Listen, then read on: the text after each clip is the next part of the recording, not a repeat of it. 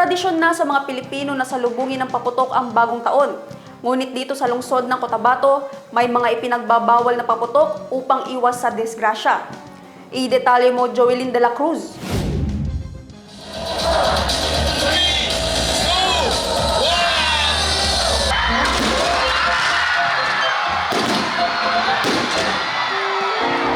Tradisyon na sa mga Pilipino na salubungin ng paputok ang bagong taon, ngunit dito sa lungsod ng Cotabato, may mga pinagbabawal na paputok upang iwasan ang disgrasya.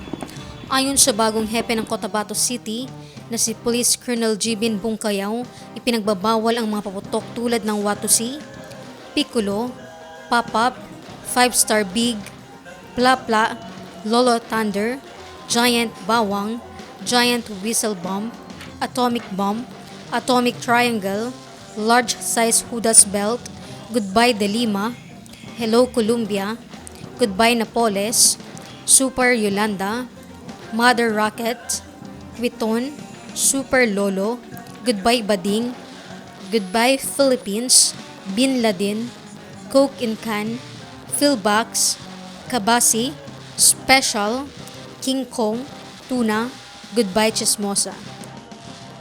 Oo, ang message ko po sa Cotabatinos natin sa pagsalubong sa bagong taon ay dapat rin mapayapa.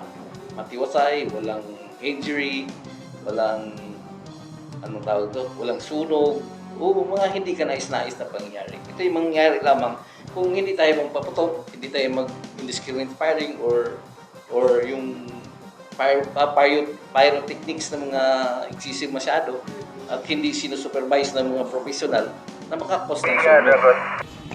Maging responsable anya sa pagsalubong ng bagong taon upang iwas sa disgrasya at magkaroon ng masaya at mapayapang bagong taon.